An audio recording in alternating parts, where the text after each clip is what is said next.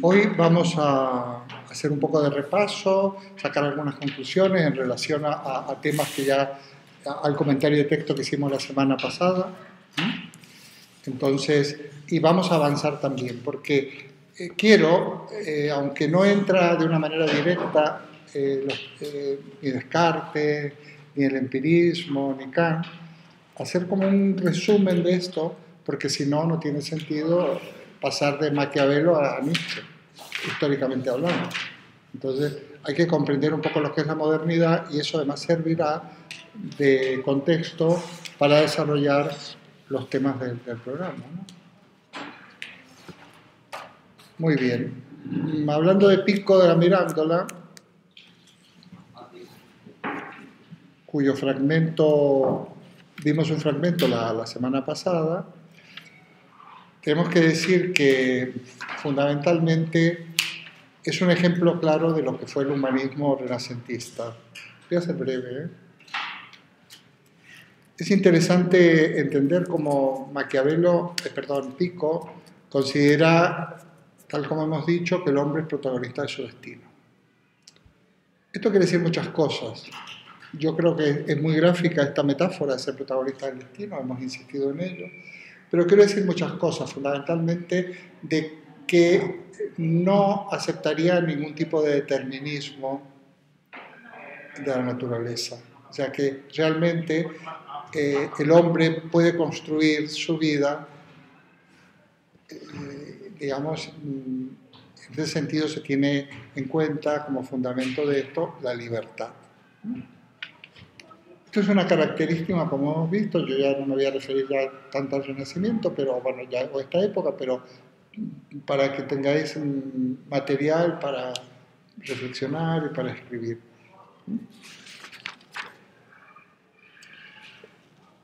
Precisamente Pico de la Mirandola, que está en una época respecto a la historia de la ciencia de transición, va a hacer sus reflexiones respecto de la magia, respecto a la astrología, ¿no?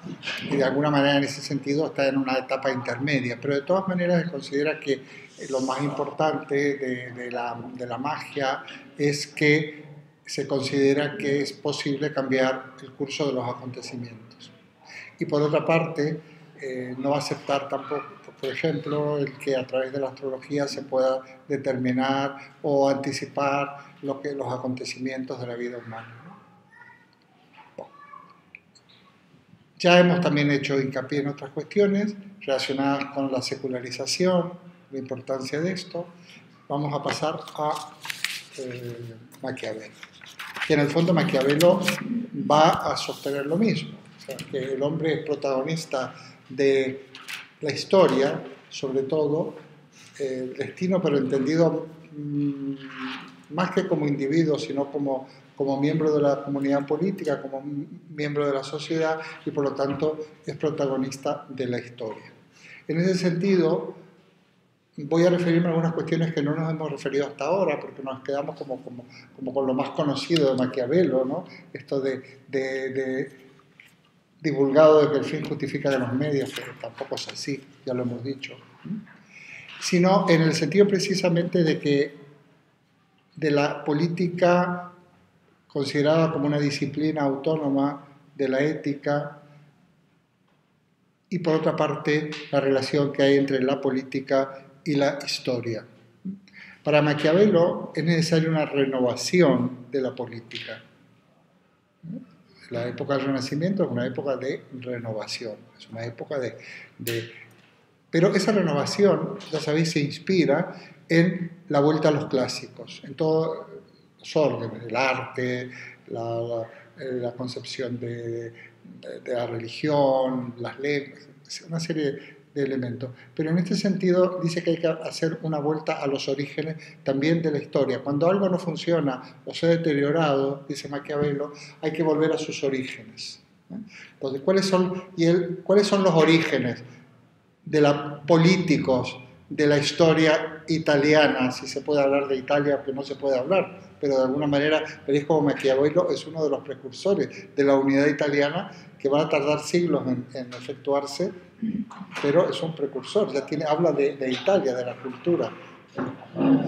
de la cultura italiana. Pues, ¿cuáles pueden ser? Pues el Imperio Romano, vamos, Roma, ¿no? Roma, y según él, en la época de la República, de una república libre. Bien, entonces siempre hay que volver a los orígenes. Él también pone como ejemplo que, por ejemplo, en el caso del cristianismo deteriorado y completamente desvirtuado, yo diría que hasta prostituido por la alianza con el poder económico y político, tiene que volver a los orígenes de la doctrina de Jesús, dice él. Y pone como ejemplo a San Francisco de Asís, que además es un santo italiano, ¿no? Pone también a Santo Domingo, pero pero San Francisco. Entonces, como San Francisco vuelve a los orígenes, la pobreza, el amor,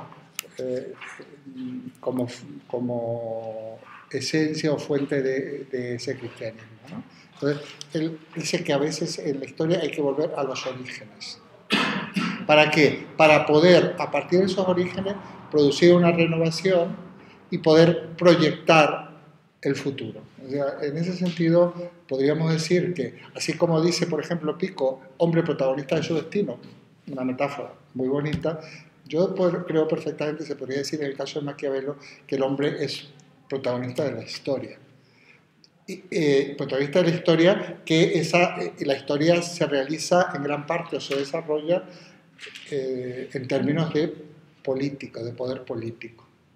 Esto es importante porque esto va a ser una característica de la modernidad a la cual no nos habíamos referido, pero que hay que empezar a referirse porque iremos viendo cómo esto va a culminar en Hegel en el siglo XIX y en el marxismo posteriormente. El hombre como protagonista de la historia, porque nos sacudimos de un determinismo histórico, de la historia donde parece que la historia ya está escrita, el devenir de los tiempos ya está escrito, y que por otra parte el hombre lo único que tiene que hacer es seguir en este tren de la historia.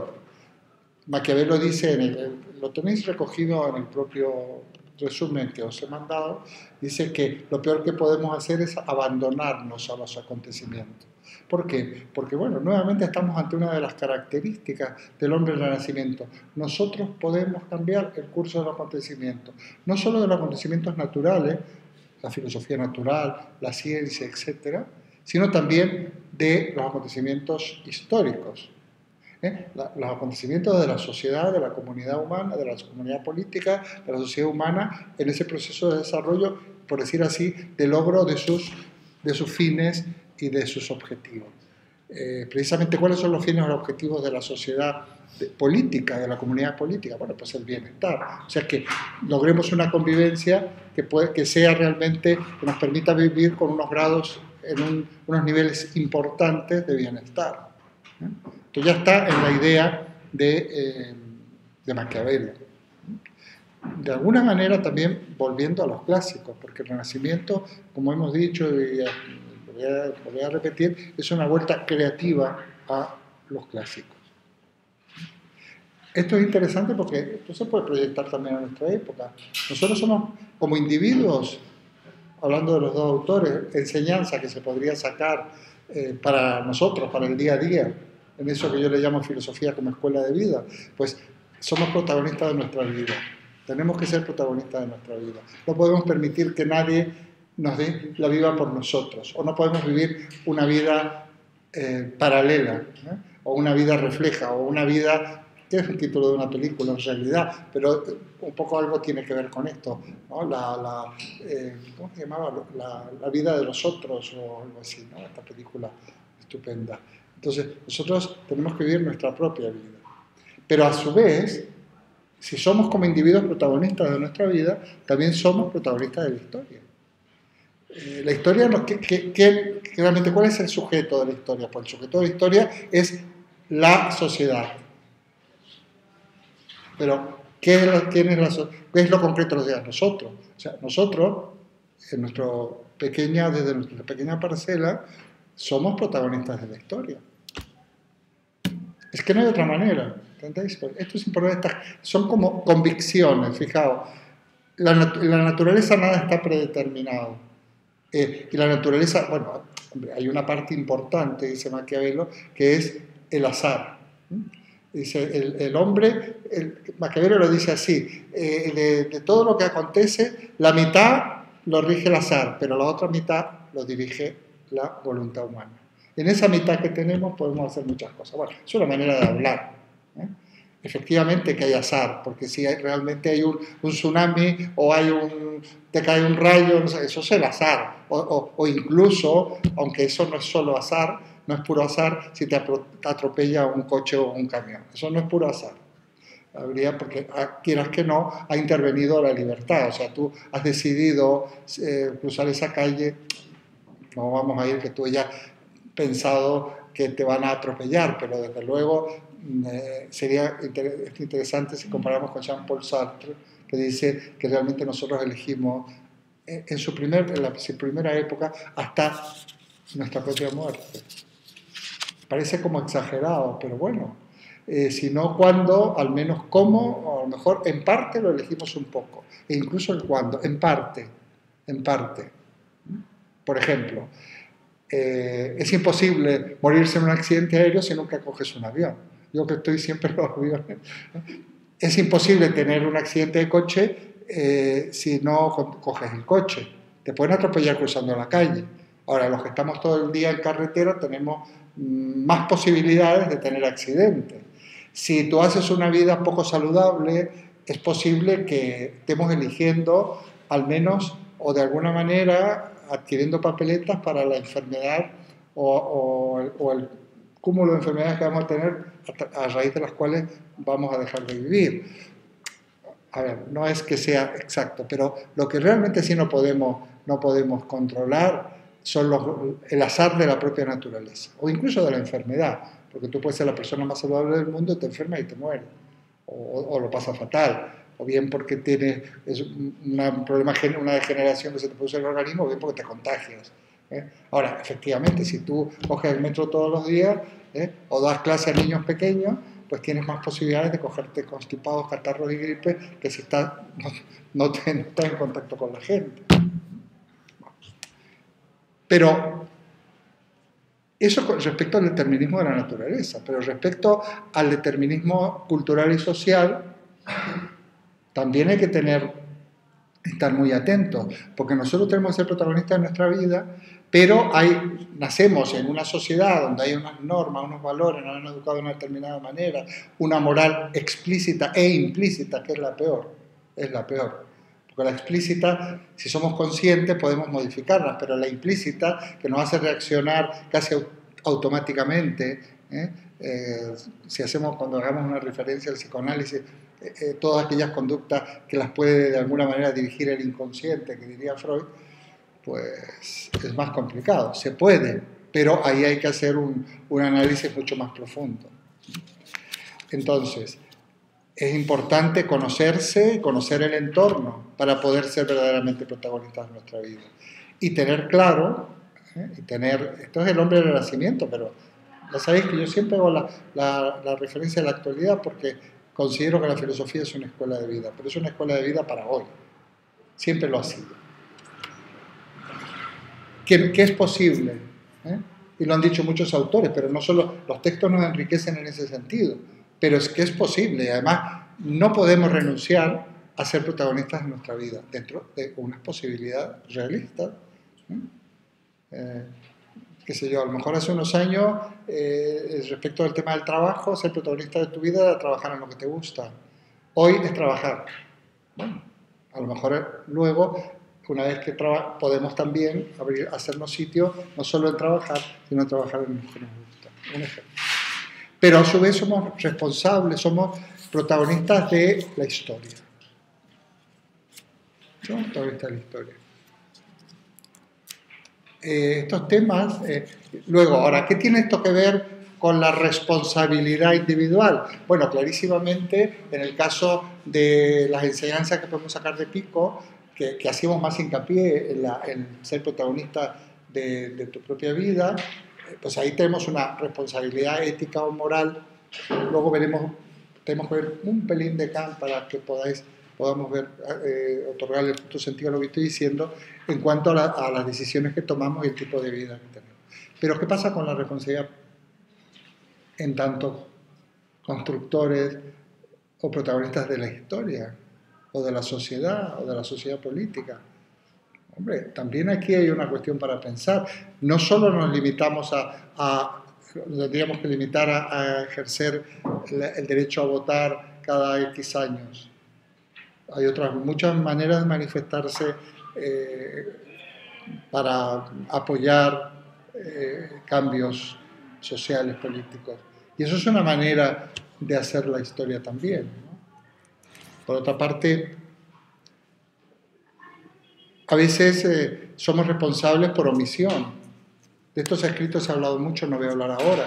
¿Qué responsabilidad tuvo ciertos importante volumen de ciudadanos alemanes en la época de la persecución y del holocausto, de los judíos y del holocausto? Hombre, no se puede culpabilizar a todo un pueblo, pero a veces ciertos gobernantes o ciertos tiranos, utilizando la palabra de Maquiavelo, le está radicalmente en contra de la tiranía. Ciertos tiranos pues no podrían gobernar si no se les, por miedo o por lo que sea, si no se les dejara gobernar. En algunos digamos, dictaduras del siglo XX de países latinoamericanos, por poner un ejemplo, también tenemos aquí en la península, muchas veces la gente cuando alguien lo detenía, siempre se cogían de evolución, por algo será, decían. O sea, era sospechoso porque te habían detenido. Y te habían detenido a lo mejor para depurarte por cualquier motivo. Pero la gente se cogía, por algo será, ¿no? O sea, que en el fondo seguían confiando en una cierta justicia de un sistema que además era un sistema absolutamente degradado y degenerado, como pueden ser las dictaduras que han producido tantas muertes. Bueno, pues Maquiavelo también está contra la tiranía, porque precisamente si nosotros no nos dejamos guiar por una concepción de la política basada en la eficacia y en la gobernabilidad y en el bienestar de los ciudadanos, pues es justamente ahí cuando una sociedad puede caer en manos de un tirano. Y aunque Maquiavelo pueda aceptar que el gobernante o el príncipe debe ser no bueno para poder conseguir los objetivos políticos, jamás lo va a aceptar esto que vaya en beneficio propio. O sea, él nunca aceptaría la corrupción, digamos, el soborno, el chantaje, incluso la violencia para conseguir unos determinados objetivos, sí, pero para enriquecerse personalmente no. Claro, esto nos deja la gran cuestión, bueno, ¿y dónde están los límites? ¿O qué grado de iluminación tiene el príncipe para saber qué uso, si no justo, al menos qué uso justificado hay de métodos que realmente son espurios, ¿no? Es muy complicado eso, porque es decir que el político es un iluminado que está más allá del bien y del mal, que puede aplicar. Pero, en fin, son reflexiones que hace Maquiavelo. Muy bien. Es muy importante, aparte del príncipe, entonces, que es donde habla de las características del príncipe, de los textos que tiene, lo que se llaman los discursos de Tito Livio, que es donde están planteadas estas cuestiones que a las cuales acabo de referirme y que nos sirven de marco para desarrollar cuestiones en este resumen que os he mandado, que está muy bien. Es un resumen que está francamente bien, además está tomado de autoridades reconocidas, ¿no? O sea que es bastante interesante a la hora de poder contextualizar cualquier cosa que tengáis que decir de Maquiavelo. Podemos terminar Maquiavelo leyendo un texto en relación a lo que ya es más conocido, en relación al texto que habíamos comentado en la clase pasada, que está en la página 3 del resumen, que dice que Maquiavelo sitúa crudamente al político frente a las duras y tristes exigencias de su cargo. Ciertamente le asalta la duda de si combatir el mal con el mal, el fraude con el fraude, la violencia con la violencia, la traición con la traición, permite conducir la comunidad al verdadero orden de su forma política, pero contesta a la duda observando que algunas veces se han mantenido en el poder aquellos que después de haber llegado a él a través de la crueldad y la perfidia, no han insistido en ella, sino que todo lo han dirigido a la mayor utilidad posible de sus súbditos. Estos, con Dios o con los hombres, pueden aportar algún remedio a su estado. Los demás es imposible que se mantengan. O sea, lo que da a entender es que, bueno, que hay ejemplos de gobernantes, yo no los conozco, ¿no? A lo mejor se estará refiriendo a unas personas concretas, que aunque han entrado con malas artes, por decir así, gobiernan con malas artes, en cuanto han conseguido sus objetivos, han relajado la situación. Hombre, esta tentación se ha dado en muchos sistemas políticos, ¿eh?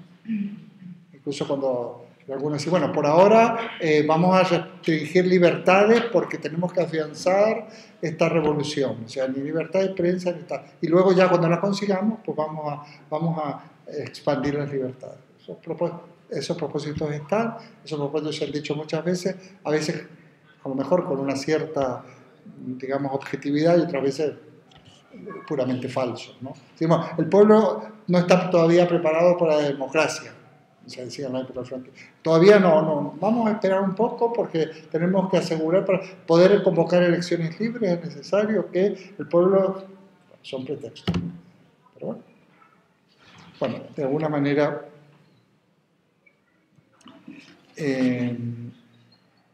este es Maquiavelo. Bueno, pues vamos entonces ahora a avanzar en esta época. Ya sabéis que nosotros llevamos dos líneas, la línea de los temas que nos hemos referido y que están en el libro muy claros, pero también está la línea histórica, que es la que el libro solo menciona, pero que no desarrolla como si fuera un manual de historia, porque no lo es. Entonces quiero referirme a tres movimientos.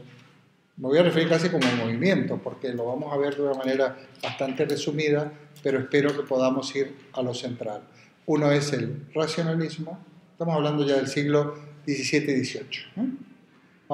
Hemos estado en el siglo XVI, XV-XVI, como tenemos que ir prácticamente al siglo XIX, pues tenemos que ver antes unas pinceladas del siglo XVII y XVIII.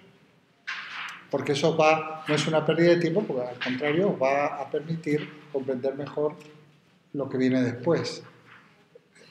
Un alumno me escribe que si voy a publicar algo en relación a mis clases, ¿no? Porque algunos escuchan estas clases que les sirve, ¿no? Dice, voy a dar algo respecto de la posmodernidad. Y yo le he dicho, bueno, que en su momento, cuando llegue el mayo, a lo mejor publico algo. Pero es muy importante para vosotros, si hablamos de lo que se podría llamar la posmodernidad de alguna manera, y si consideramos que estarían en esa situación Nietzsche y Ortega como ejemplos de los que pone el profesor de la asignatura de la Central, pues antes habrá que saber lo que es la modernidad, digo yo. Si no, ¿cómo vamos a entender lo postmoderno si no sabemos lo que es lo moderno? Hasta ahora hemos estado en lo premoderno, los orígenes, ¿no? Hay que ir a lo moderno, a lo que es la modernidad. Todo esto lo que hace es anunciar la época moderna, siglo XVII y siglo XVIII, acordaos. Luego iremos al XIX. Bueno, empezando de atrás para adelante, el siglo XVIII es el siglo llamado siglo de las luces, o ilustración, iluminismo, ilustración, Aufklärung en alemán, iluminismo en italiano, también en español, siglo de las luces. Ya sabéis que el punto culminante más conocido de la época de la ilustración histórico, ¿cuál es? Lo más conocido de este gran movimiento cultural, pero que también fue político y social y demás, la Revolución Francesa. Por eso he señalado, digo, voy a ir de atrás para adelante. Y ahora del siglo XVIII vamos a ir anticipando, viendo por qué se produce precisamente este acontecimiento histórico, político y social que tanto ha influido posteriormente en el desarrollo de la historia. Bueno, el primer elemento, que además están las bases ya puestas en el siglo XVI, que va a definir a los dos grandes movimientos del siglo XVII, que son el empirismo y el racionalismo y el empirismo, o el empirismo y el racionalismo, aunque también tenemos que hablar de este movimiento en el siglo XVIII, es precisamente que lo que ellos buscan es el imperio de la razón. O sea, la racionalidad debe ser lo que guía todo tipo de construcción humana, desde la ciencia a la moral, a la política, a la sociedad, la racionalidad. ¿Esto qué quiere decir? ¿Qué es lo contrario de la racionalidad? Pues lo contrario de la racionalidad es fundamentar esta construcción, este desarrollo, ya sea en lo político, en lo religioso, en lo moral, en lo económico, en cuestiones con fundamentos que escapan de esa racionalidad. Por ejemplo, el dogma religioso, la teología, el principio de autoridad, ¿no? Este sería lo que va, no digamos, el principio de autoridad hablando desde el punto de vista de la filosofía, no digamos desde el punto de vista político, las monarquías absolutistas, basados simplemente en el poder político absoluto obtenido únicamente por una cuestión de herencia, por una cuestión dinástica y además intentando, digamos, de alguna manera, iba a decir apañados, también apañados, digamos, apoyados por el poder religioso, por la religión, diciendo que estos reyes eran reyes por la gracia de Dios. Todavía podíamos ver en las monedas de 5 pesetas españolas que Francisco Franco era caudillo de España por la gracia de Dios, está escrito. Que tenga una moneda de 5 pesetas, lo puede leer, estábamos en el siglo XX, por la gracia de Dios. O sea, el gobernante absoluto gobierna por la gracia de Dios. Si hay algo más irracional que gobernar por la gracia de Dios, bueno, es gobernar por la gracia de Dios y además en provecho propio. Eso ya todavía es peor. Eso ya no es tan irracional, pero bueno, si va contra la racionalidad de la organización de los estados modernos. Entonces, es la búsqueda de la racionalidad en todos los órdenes de la cultura, del pensamiento, de la ciencia, de la vida social, política, etc. Esto es una característica del siglo XVII. Hay dos movimientos. El punto de partida de ambos fue una crítica del conocimiento y de la ciencia y de la filosofía, por ende. Precisamente Descartes escribe el discurso del método, cuyo subtítulo se llama discurso del método, es para dirigir bien la razón y llegar a la verdad en la ciencia. Discurso del método para dirigir bien la razón y llegar a la verdad en la ciencia. La gran preocupación de Descartes es que a estas alturas de la historia y del desarrollo de la ciencia, dice él, no hay ninguna verdad que esté sólidamente fundamentada, sólidamente fundada, y que no hay nada que resulte verdaderamente indudable. Y así no es posible construir la ciencia, dice él. Precisamente aquí está el concepto de la famosa duda metódica. Descartes dice, me decidí, escribiendo el discurso del método, a tomar como falso todo aquello que ofreciera la más mínima duda para ver qué podía quedar en pie después de todo ello. Esto es casi textual. Después de advertir la cantidad de errores que había en la ciencia, tomó la decisión de adoptar como falso aquello que ofreciera la más mínima duda. Digamos que algo es o 100% verdadero o es falso. Bueno, Descartes es un matemático, es fundador de la geometría analítica, la famosa representación gráfica de ecuaciones, ni más ni menos que el eje de coordenadas cartesiano. Él es el que lo diseña. El eje de XY, ya sabéis que Descartes en latín se dice Cartesius, o Cartesio, los italianos le dicen Cartesio, el eje de coordenadas cartesiano. Pues Descartes considera entonces que en el discurso del método, que todos los hombres tenemos la misma razón, la misma facultad, la misma inteligencia. Él dice en francés, le llama bon sens, el sentido común, o el buen sentido se traduce, todos estamos dotados de él. Eso que tengas un problema, ¿no? Pero somos todos iguales en cuanto a la razón, todos. Y es verdad, ¿eh? Aquí todos los que estamos aquí tenemos exactamente la misma razón. Razón como capacidad, como inteligencia. Ahora, ¿cómo es posible que nos equivoquemos tanto? O unos más que otros. Precisamente porque la usamos mal. Entonces será muy importante el poder encontrar un método que nos permita aplicar bien la razón. Interesante. El problema es, a ver, unos aprueban, otros suspenden. Suponiendo que estudien los dos, ¿no? El que no estudie y suspende, bueno, ya sabe por qué ha suspendido. Pero, ¿cuál es la diferencia? ¿Que uno es más inteligente que otro? No, que uno estudió mejor. Que acertó en cuanto al método. Tuvo claro cuál era el objetivo que tenía que conseguir y qué medios tenía que poner para llegar a esos objetivos. O sea, usó mejor la inteligencia.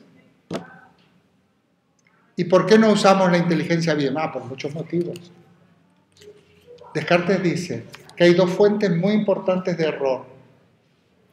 Lo dice en el discurso del método. La primera es la prevención, dice él, o sea, los prejuicios. Nos equivocamos porque partimos de prejuicios que nos impiden ver las cosas más como son o más parecidas a lo que son en realidad. Los prejuicios. Una de las mayores torpezas es precisamente la gente que actúa por prejuicios.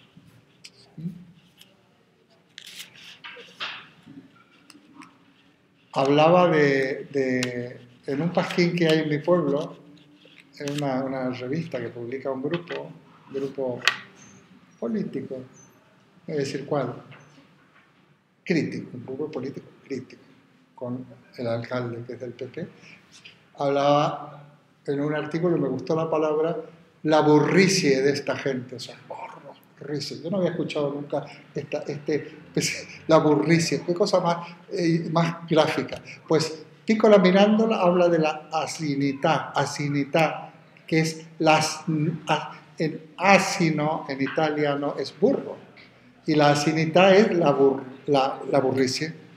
Digo, fíjate tú por dónde esta gente, que son gente del pueblo, habla de la burricie, que es lo que impide que verdaderamente hagan unas cosas que son de sentido común, y el propio Piccola Mirandola habla de la asinità, la burricie, la asinidad sería, ¿no? La burricie. Bueno, pues entonces, los prejuicios es una fuente importante de error, que para Descartes hay dos nada más, importante me refiero, los prejuicios, y la segunda es la precipitación, o sea, el atropellarnos, el saltar etapas. O sea, en la ciencia, él está hablando de la ciencia, cómo llegar a hablar de la ciencia, pero esto es aplicable también a cualquier razonamiento lógico y racional. O sea, es los prejuicios y la precipitación. Con qué facilidad la gente opina y juzga respecto de no sé qué. Porque le viene en gana, porque le sale de donde le tenga que salir y opina. Pues no, señor. Pero de todas maneras, en ciencia eso es nefasto. El científico que actúa por prejuicios, que es incapaz, por ejemplo, de asumir la teoría de la evolución porque hay unos prejuicios religiosos que se lo están impidiendo y falsea todo para hacer ver, como pasa en algunos lugares de Estados Unidos, que hay hasta museo de la creación, del creacionismo, demostrar casi con fósiles que Dios ha creado el mundo. Eso es distorsionar la ciencia con los prejuicios. Y luego, la precipitación, que ha hecho que incluso algunos científicos hayan falsificado pruebas porque querían demostrar una teoría que no podían demostrar. Pero normalmente nos precipitamos. Esto valdría hasta para los exámenes. Si te precipitas, ¿no? Descartes dice, solo habría que admitir como verdadero aquello que esté seguro que sea evidente que lo es, que es una de las reglas del método. No las voy a ver como tales. Al que le interese, puedes escuchar una clase mía que la tengo grabada, ¿eh? Al fin y al cabo en una horita te lo has escuchado, más técnica, digamos, pero no, yo no voy ahora a meterme en eso. Simplemente, la primera regla del método, resolví, dice él, no admitir como verdadero, sino aquello que se presenta a mi espíritu, o sea, a mi inteligencia, de una manera evidente, clara y distinta, dice, evidente. Bueno, pero entonces, bueno, pues es que en la ciencia, a ver, ¿qué es la evidencia? Un poquito fuera de Descartes. Pues evidente es o lo que nos resulta inmediatamente verdadero, que no hay que demostrar, o aquello que yo he demostrado que tiene relación con algo evidente. Por ejemplo, evidente que estoy hablando, ¿no? ¿O no? Para Descartes no, ¿eh? Pero no importa, estamos hablando fuera ya de... Porque para Descartes dice, bueno, podría estar soñando. Pero es evidente que estoy hablando. ¿Qué estoy diciendo ya no es tan evidente? ¿Eh? Estoy hablando, sí. O sea, evidente es lo que no requiere demostración. Ahora, si yo en la ciencia opino, me juzgo, o sea, me defino respecto de aquello que es evidente o que está relacionado con algo evidente mediante unos procedimientos de demostración, no me voy a equivocar. Bueno, y de lo que no es evidente, pues te callas, me abstengo, no sabe, no contesta. ¿Te das cuenta? Es preferible poco pero bueno que mucho y en plan chapucero. Pero hay una cosa muy interesante en Descartes. Voy a avanzar. Esto está claro, ¿no? Él descubre que realmente los errores que ha habido hasta estos días en la ciencia, que algunos son tremendos porque impiden el avance de la propia ciencia, son o bien porque no, obnubilados por los prejuicios, todavía se condena a Galileo en su época porque defiende que la Tierra es el centro de nuestro sistema. Imaginaos si no son los prejuicios lo que está actuando ahí, pero también la precipitación. Decir, no, este señor es un endemoniado, aparte que está actuando los prejuicios, no, si haya curado hasta el enfermo porque es un brujo que tiene pacto con el demonio. Aparte de los prejuicios, también dando interpretaciones descabelladas por pura ignorancia. Esto se hace mucho, ¿eh? La ignorancia es tremenda, pero la ignorancia no tiene que ver con la falta de inteligencia, sino para el mal uso de ello. A veces no es demasiado culpable esta ignorancia, porque esa persona no ha tenido a lo mejor tantas oportunidades de desarrollar su inteligencia, o su independencia, o su sentido crítico, ¿verdad?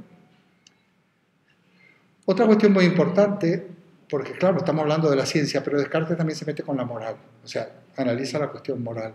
En la propia obra está el discurso del método. Dice, aquí me voy a encontrar con un problema, dice, porque así como yo, respecto a la ciencia, yo me puedo abstener en mis juicios, dice, yo no me puedo abstener en mis actos. Por lo tanto, yo no puedo decir, bueno, como de esto no estoy seguro, no sabe, no contesta. ¿Me explico? ¿Por qué? Porque el no tomar una decisión es tomar una decisión. Esto es importante porque va a empezar, se va a ver el principio de algo que para Kant fue muy importante, vamos, que Kant lo pone en su sitio, que es la diferencia que hay entre la razón teórica y la razón práctica.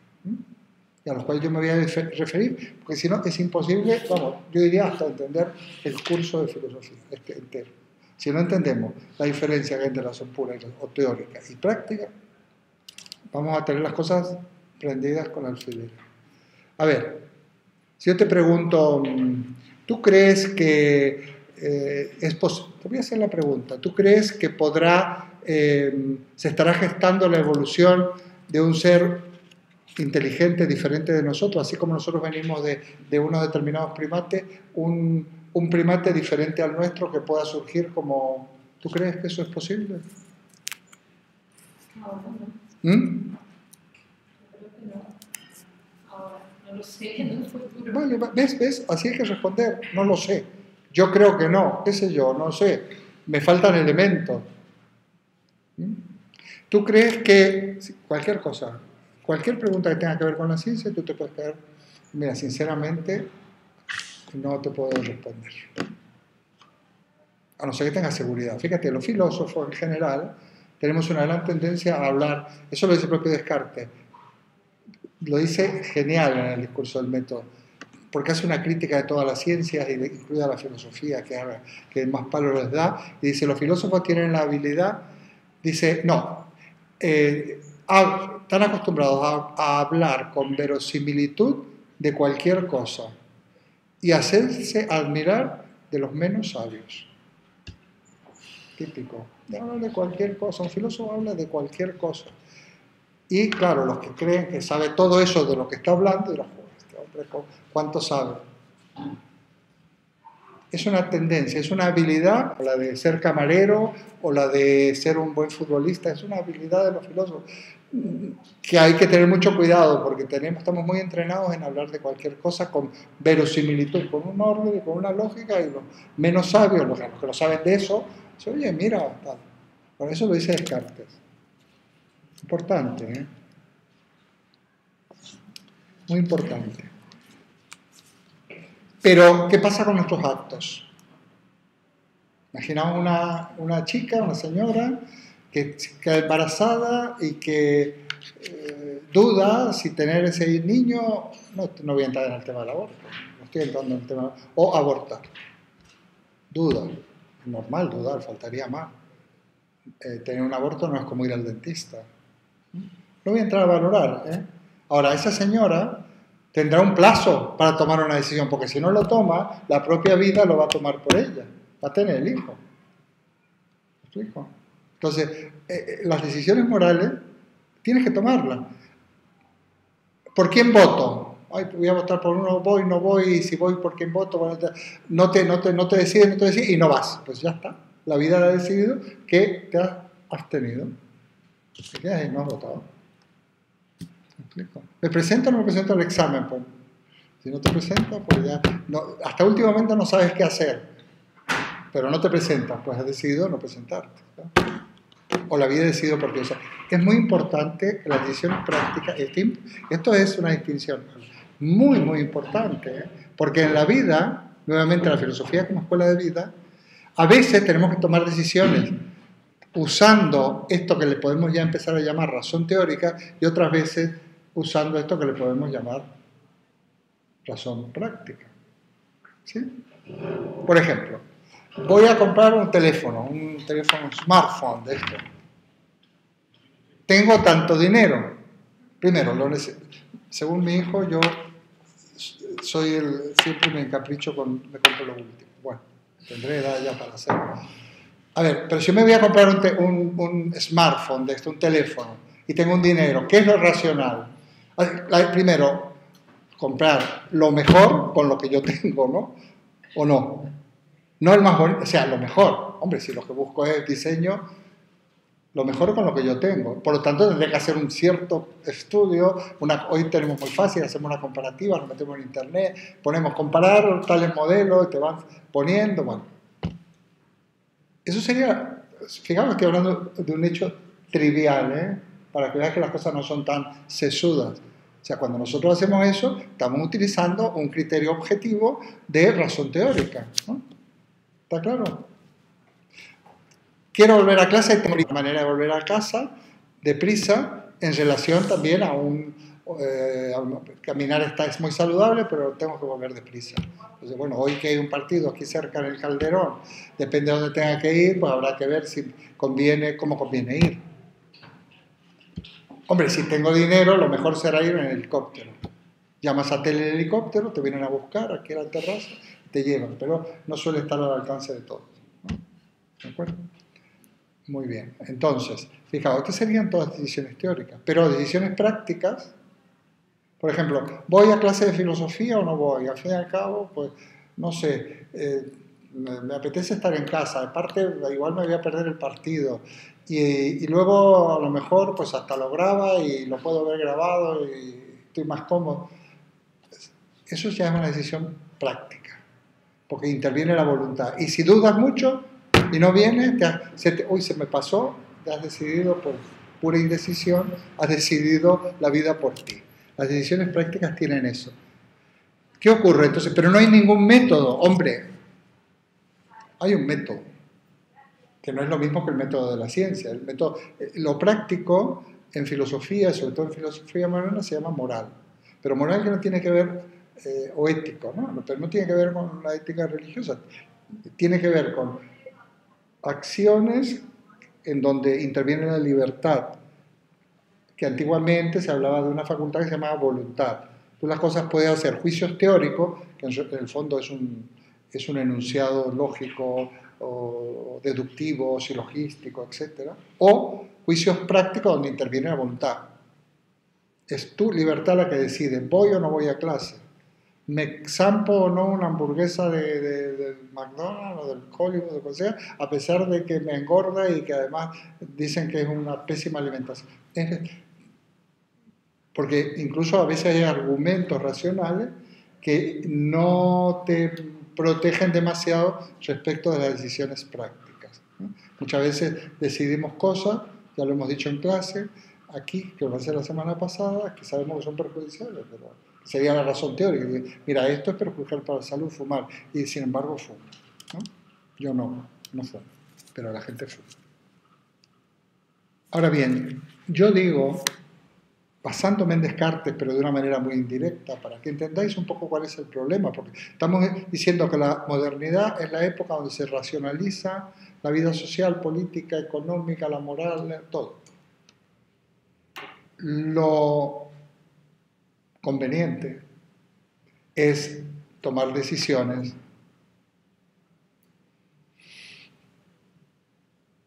más o menos racionales.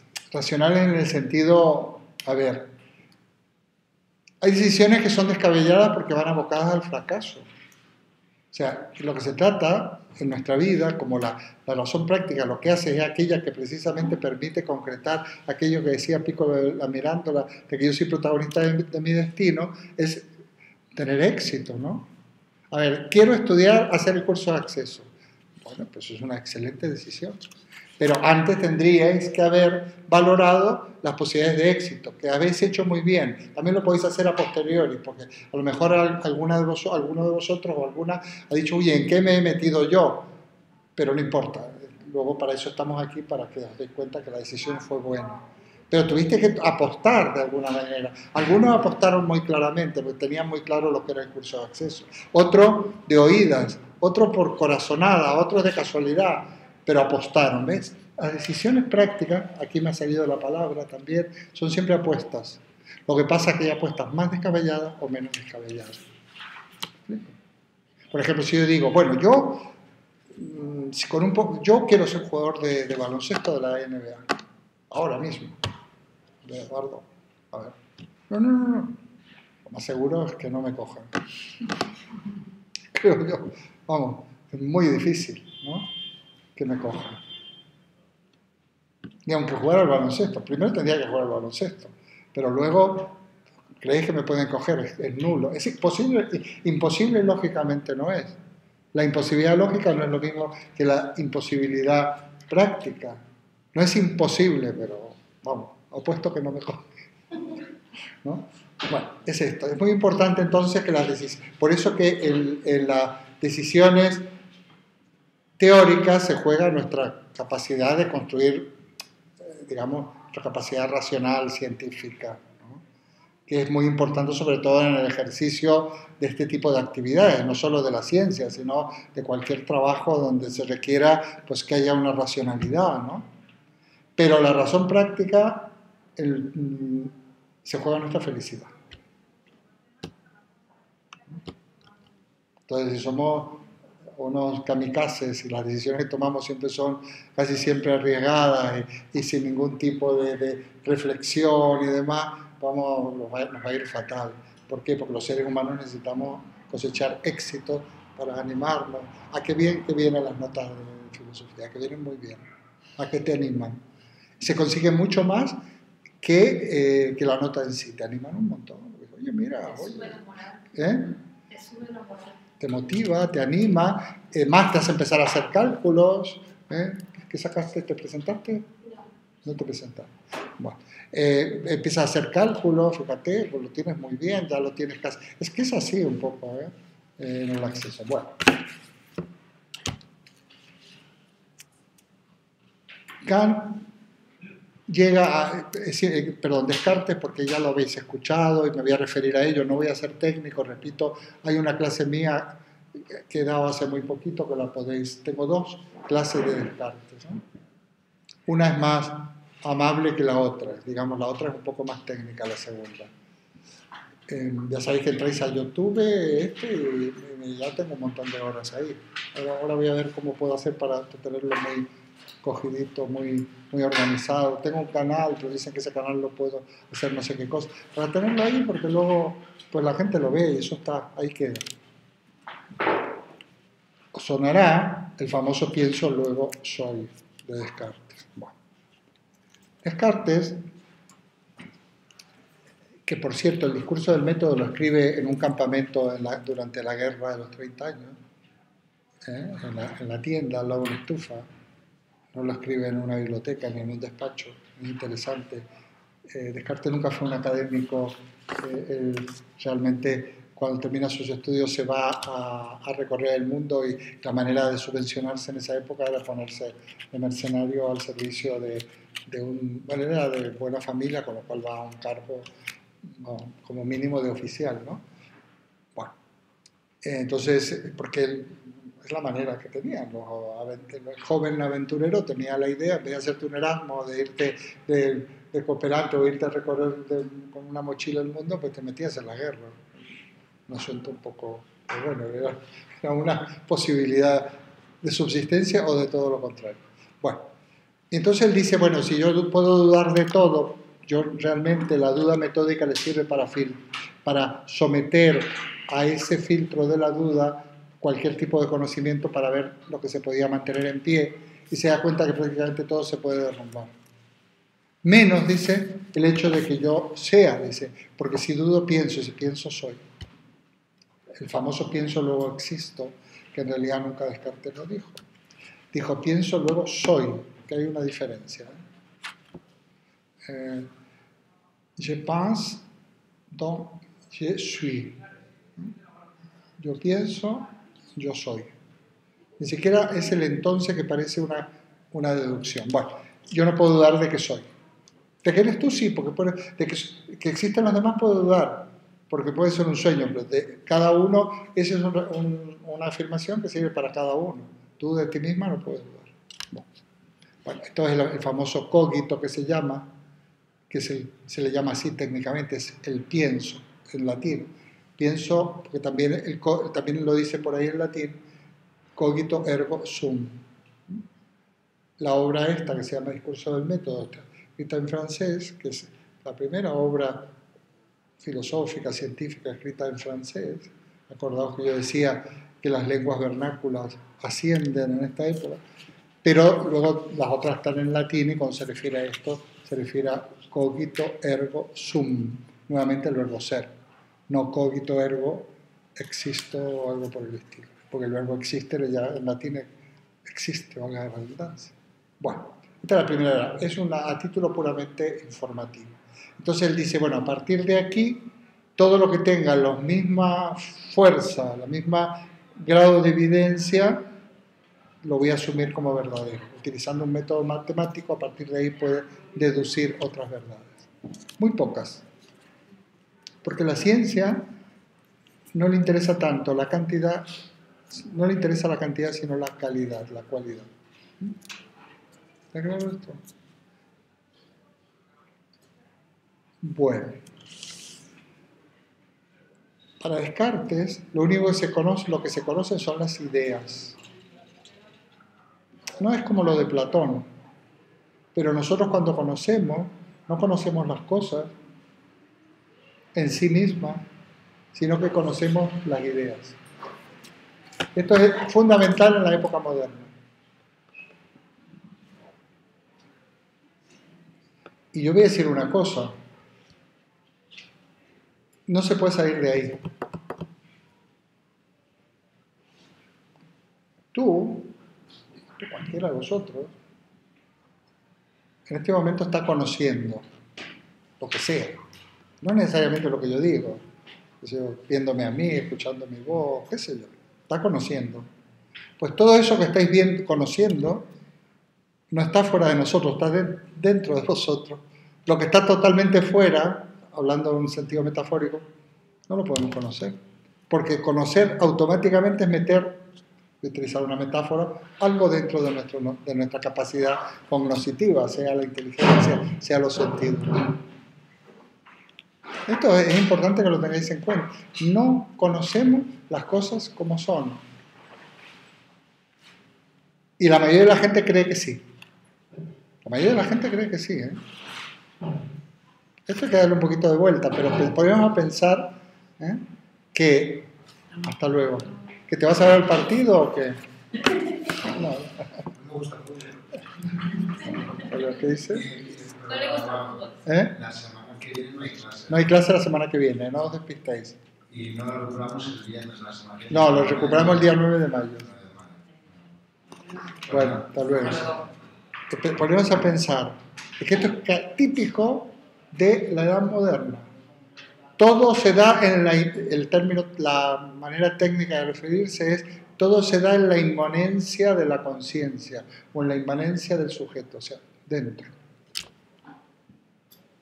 Es un giro en la teoría del conocimiento muy importante, ¿eh?, respecto, por ejemplo, del aristotelismo y del tomismo, donde para Aristóteles lo que se conoce es la sustancia, que la conocemos por los sentidos, a través de los sentidos, y conocemos los accidentes que son las cualidades.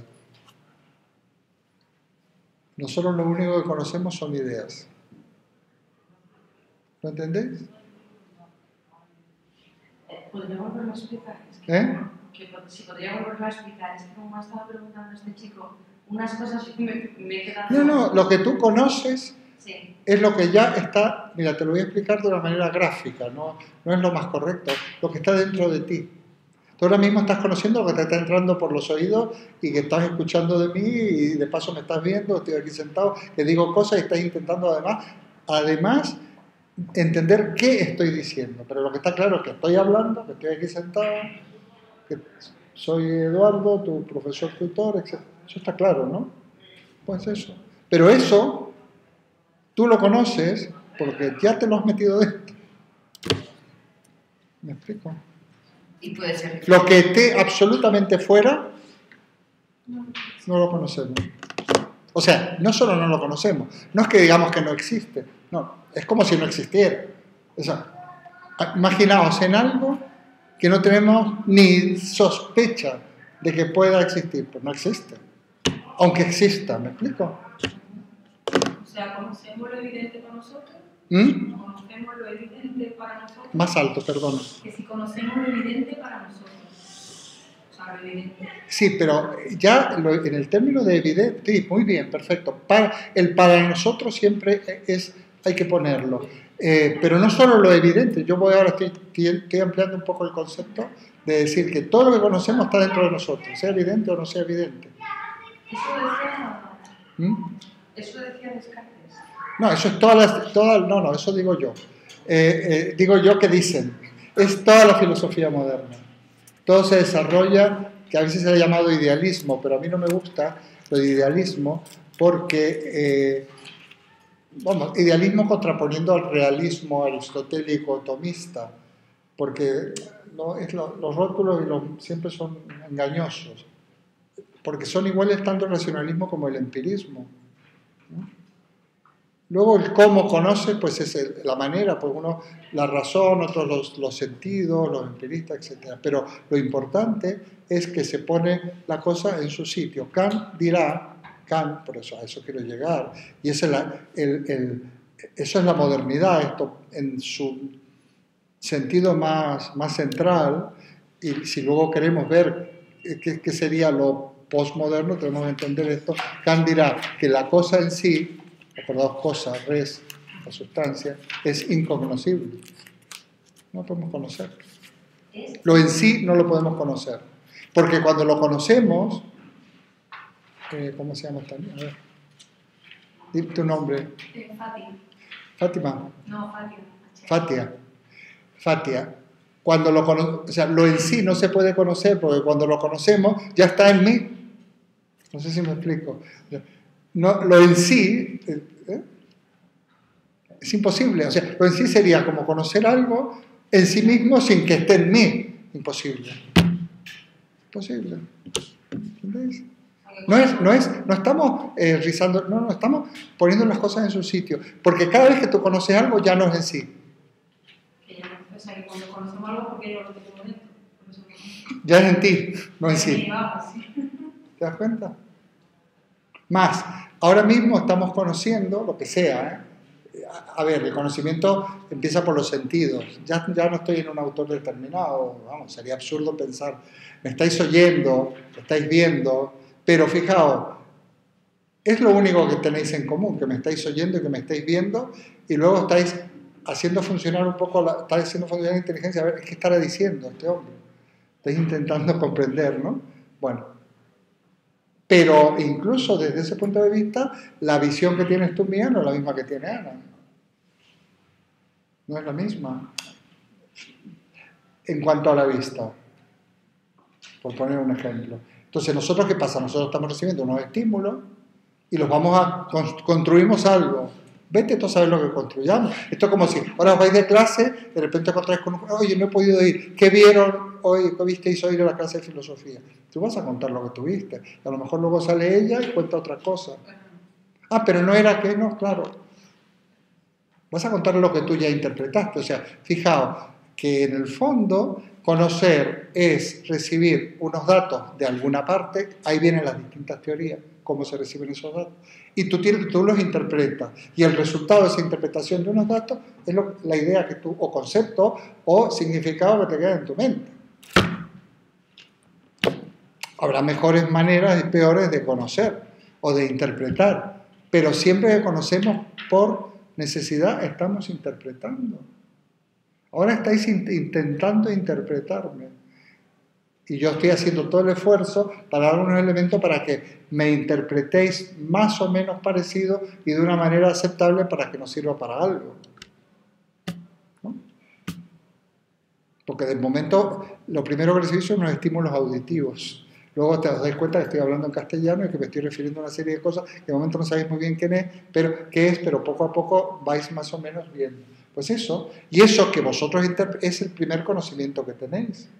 Pero eso ya está totalmente filtrado y teñido por vuestra propia subjetividad.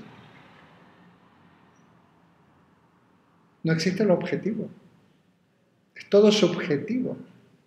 Esa manía de objetividad es una manía, nunca mejor dicho. Hombre, si objetividad quiere decir, pues ser, qué sé yo, no sé, ecuánime en cuanto a que más... No, sí, pero no, porque incluso lo objetivo es subjetivo. El objeto está dentro del sujeto, no fuera del sujeto.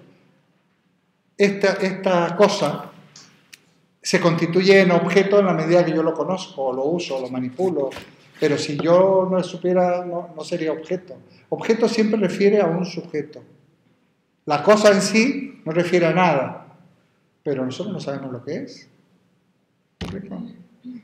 Imaginaos, lo que no sospechamos en absoluto, como si no existiera. En el fondo, para que nosotros podamos conocer, elaborar ciencia, no solo ciencia, una doctrina científica, una doctrina moral, tenemos que recibir unos datos, tenemos que interpretarla, tenemos que dar forma. Ahora, nunca vemos las cosas tal cual son. Acordaos de aquel dicho, todo es según el color del cristal con que se mira. Pasa que en ciertas cuestiones tenemos que intentar ser lo más objetivos posible. Y en algunas cosas el grado de objetividad es un grado muy estricto y muy rígido que tiene que ver con la ciencia, con la física sobre todo, con la matemática, sobre todo con la física. Porque la matemática, como no se refiere a la realidad, pues nos da igual, es como jugar al ajedrez. Ahora, si juegas al ajedrez tienes que jugar bien. Pero en otras cuestiones, imaginaos. ¿Qué estará diciéndote una persona o te dice que te quiere? Imagínate tú, vete tú a saber. Más o menos parece que es algo positivo, que está bien, te hace que te guste y tal, pero bueno. No puedo vivir sin ti, pues más vale que salgas corriendo.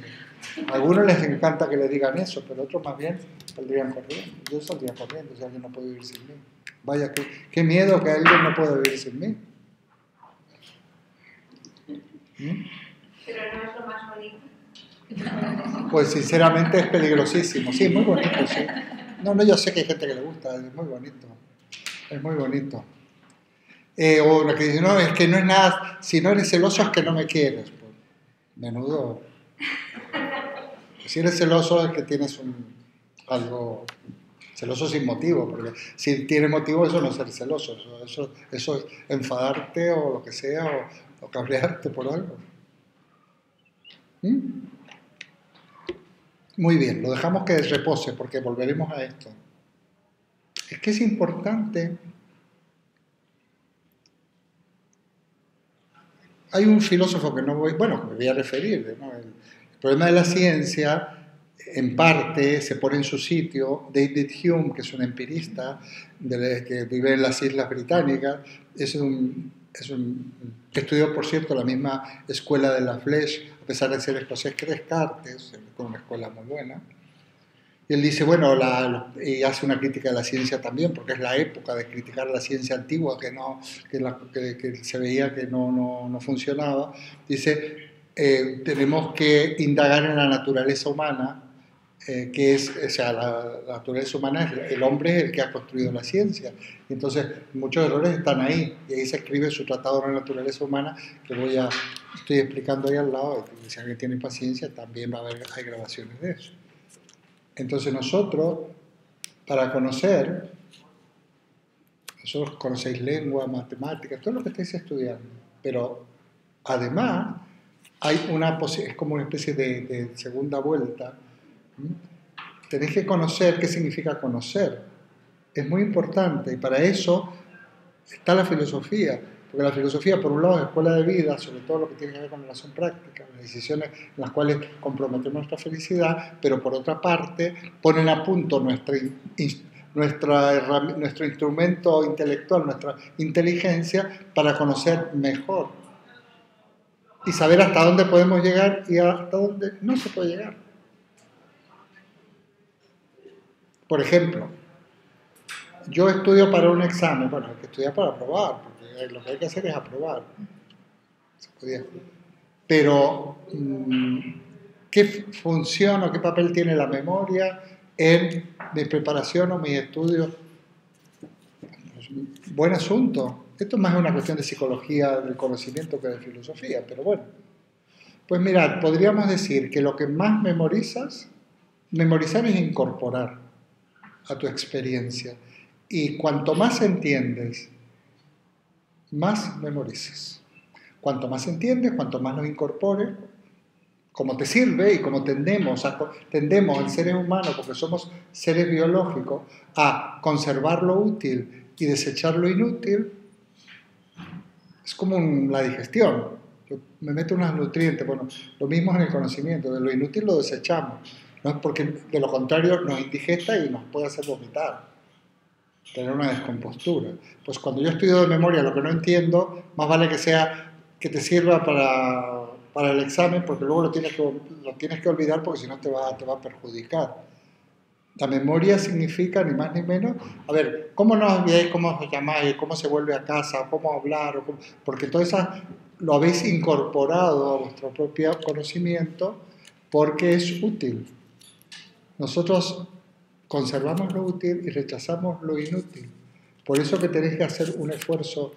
Cuando realmente estáis aprendiendo es cuando lo estáis pudiendo incorporar a vuestra experiencia. Y en filosofía y en muchas disciplinas es así. Se cumple más que en nada. Porque en nuestra experiencia, a ver, esto dijo Descartes, esto dijo Piccola Mirandola, esto dijo Maquiavel. Bueno, a ver, y esto a mí, ¿qué me va en todo esto? Es importante hacer esta reflexión. Y eso no se olvida. Eso no se olvida, porque lo incorporas a la experiencia. Luego habrá que repasar, habrá que pulir la manera, porque una cosa es entender y otra cosa luego es expresar. Cuando haces un examen tipo test es más fácil, pero en filosofía que hay que escribir esto que yo he entendido, tengo que ensayar a escribirlo, si no he escrito mucho. Lo que hizo Ana algunas cosas ha escrito, luego ha tenido un buen resultado. Yo podría trazar como hipótesis que hay una cierta correlación de sus resultados y la manera en la que estudia. Por lo menos hipótesis es plausible. ¿Está claro? Entonces es importante conocer nuestra propia inteligencia, saber, y os lo aseguro, créete en mí, pero podríamos estudiarlo, el tema, somos todos iguales de inteligentes. Somos todos iguales de inteligentes. ¿Cuál es el problema? El problema son los condicionamientos de nuestra inteligencia. Educación, todo lo que tiene que ver con prejuicios se podría luego analizar y sería educación, creencia, falta de haber estudiado ciertas cosas, 1000 cosas. No, pero ¿y los coeficientes? Lo que está demostrando lo de los coeficientes. Coeficientes no creáis mucho en eso. Coeficiente es muy relativo porque de hecho se han hecho estudios siempre relacionados a una cultura determinada. Tú haces el mismo, si tú haces el mismo test de CI, ¿no? Para ver el coeficiente intelectual, como te meten preguntas